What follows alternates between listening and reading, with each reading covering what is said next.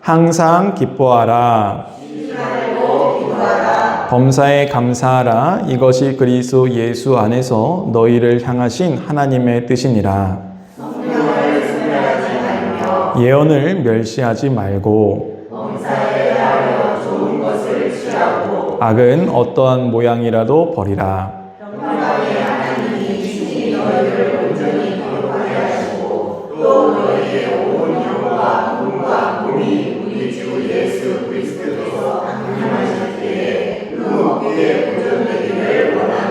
다시 읽겠습니다. 너희를 부르시는 이는 미쁘시니 그가 또한 이루시리라. 아멘. 잠깐 기도하겠습니다. 사랑의 하나님, 이 시간 부족한 종이 두려움과 떨림으로 주의 단위에 서서 주의 말씀을 대언하고자 합니다. 부족한 종을 말씀의 도구로 통로로 사용하여 주시고 우리가 나누는 이 말씀이 오늘 하나님께서 우리에게 허락하여 주시는 생명의 말씀이 되게 하셔서 그 말씀이 심겨질 때 생명력이 넘쳐나 30배, 60배, 100배 아름답고 풍성한 결실을 맺게 하시고 이 세상 가운데 하나님의 살아계심을 밝히 보여줄 수 있는 증인된 삶이 되게 하시고 그들이 하나님의 살아계심을 깨달아 주님께 돌아오는 역사가 있게 하여 주시옵소서. 이 시간 악한 영은 예수 그리스도를 떠나가게 하시고 오직 거룩한 성령님께서 우리의 마음과 생각과 모든 것을 지키시고 보호하여 주옵소서. 모든 건 예수님의 이름으로 간절히 기도하옵나이다. 아멘. 한번 따라해 보도록 하겠습니다. 감사를 지속하는 삶. 이 시간에는 감사를 지속하는 삶이라는 말씀의 제목을 가지고 오늘 나누고자 합니다. 우리가 이제 4월 한 달 동안 감사의 회복에 대해서 나누고 있어요. 그래서 우리가 어떻게 감사를 회복해야 되는가? 먼저 우리가 하나님을 바로 알 때 우리가 감사가 회복되어진다라는 것을 알게 되어졌죠. 그래서 마음 가운데 하나님이 계셔야 되는데 이 하나님이 계시지 아니하면은 어둠이 찾아오게 되어지고 그 어둠이 찾아온 결과가 결국에는 하나님을 떠나 우상 숭배로 빠지게 되어진다라는 것을 우리가 나누었습니다. 그래서 하나님께서는 우리가 이 감사가 회복될 뿐만 아니라 다시 감사의 삶으로 우리가 살아가기를 원하신다라고 말씀해 주셨죠. 그러므로 우리는 어떻게 해야 되는가? 죄를 깨닫고 은혜를 깨닫는 것이 감사의 회복에 있다라는 것을 알았어요. 그래서 죄를 깊이 깨닫게 되어지면은 감사를 깨닫게 되어지는 거예요. 아, 내가 이렇게 죄인인데도 하나님이 나를 사랑해 주셨구나. 아, 내가 이렇게 죄인인데도 하나님께서 은혜를 부어주셨구나. 그러면서 우리의 삶에 감사가 회복되어진다라는 것을 깨달았죠. 하나님은 우리가 이렇게 감사를 잃어가고 살아갈 때 다시 감사를 회복할 뿐만 아니라 그 감사의 삶으로 살아가라 말씀하시는데 얼마나 감사로 우리가 살아가야 되는가? 우리가 모든 일들 가운데 범사에 항상 기뻐하고 감사하면서 살아가기를 바라신다라는 거예요. 그러므로 우리가 감사가 회복됐다 해서 끝나는 것이 아니라 감사가 회복되었다라고 하면은 이제는 그 감사가 지속되는 삶을 우리가 살아가야 된다. 그것이 바로 하나님께서 우리를 향하신 계획과 뜻이다라는 것을 알 수 있습니다.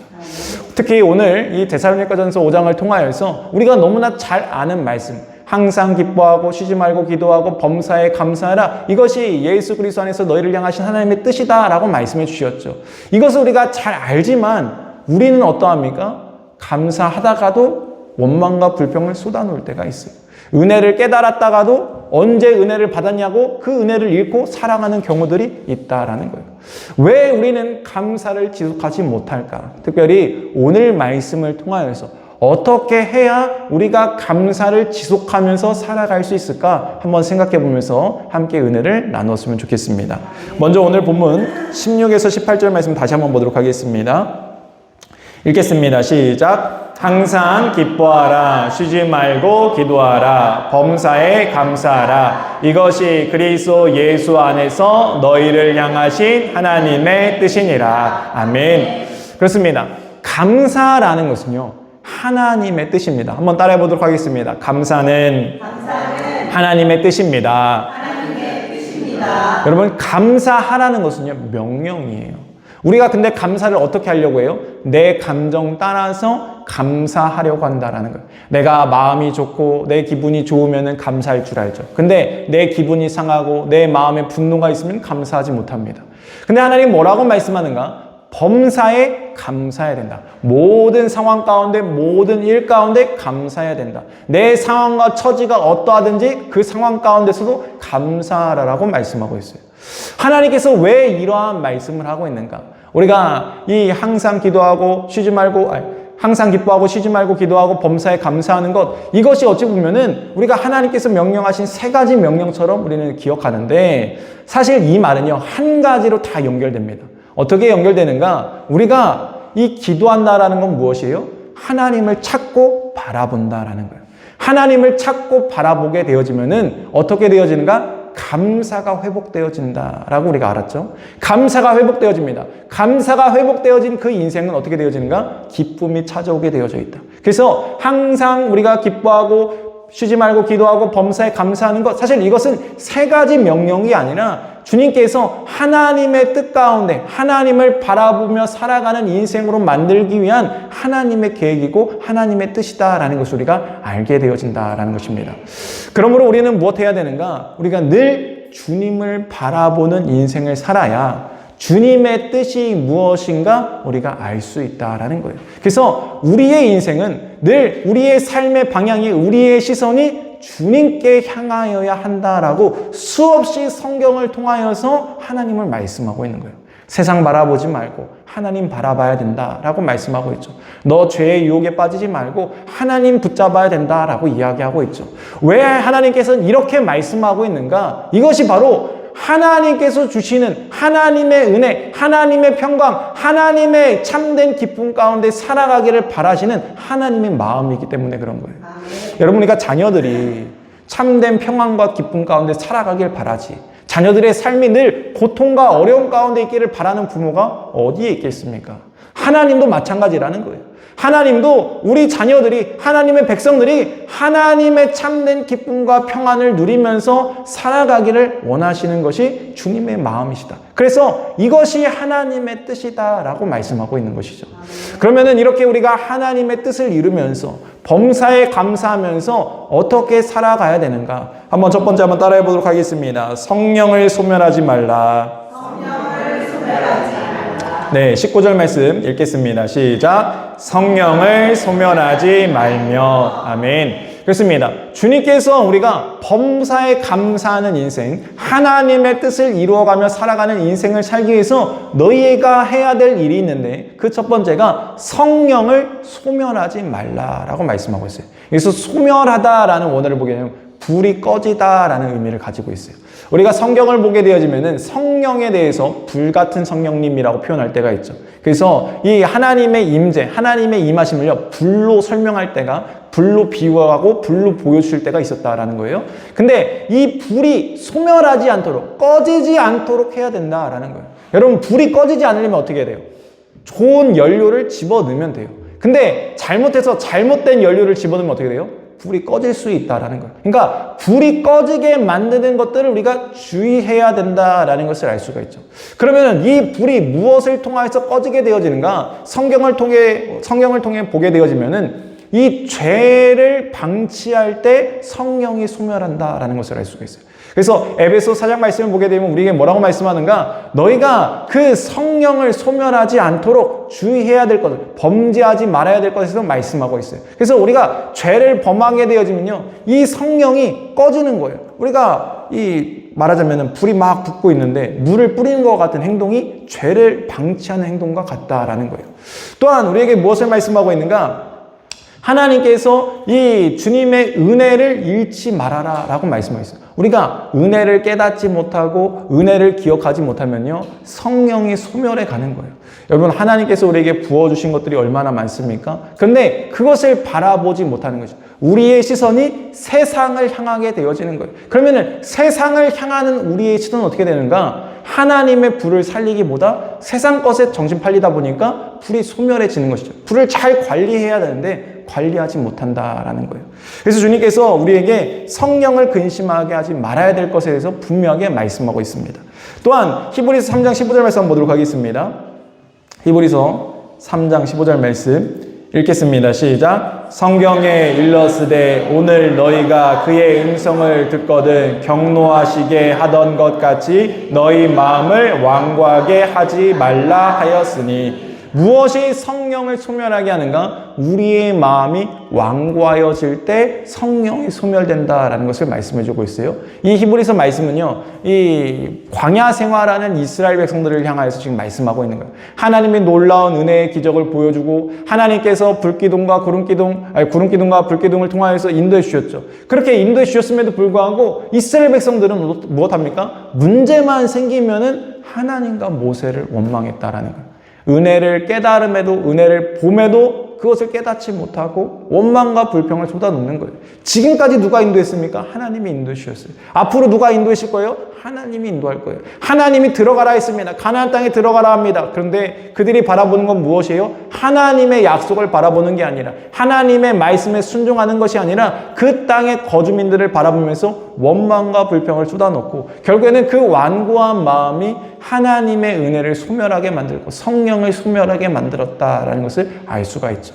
그렇습니다. 우리는 성령을 소멸하지 말아야 됩니다. 두 번째 한번 따라해 보도록 하겠습니다. 말씀을 귀히 여기라.